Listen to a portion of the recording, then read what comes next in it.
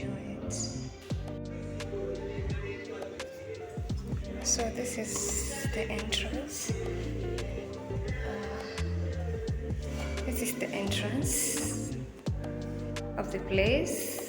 Then when you go on the left, you find a sink. It is so small, no space to put on. That is the shelf.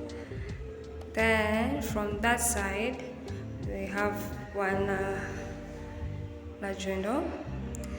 No, put them on hooks. It's just starting, so nothing big deal. Then after that, we go on this side. This is where the socket is. So I guess this is where TV is supposed to be. That's the corner. After that side, we go on this side. That's how it looks until the rooftop. Then now that's where the bed is supposed to be, because now on this side you see this extension is where the closet area is supposed to be. That's an added advantage of this place. So after that, you go on this side.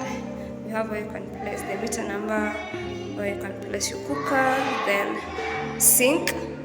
After the sink, now the bathroom. So minimal, but okay, fine. So the bathroom looks like this.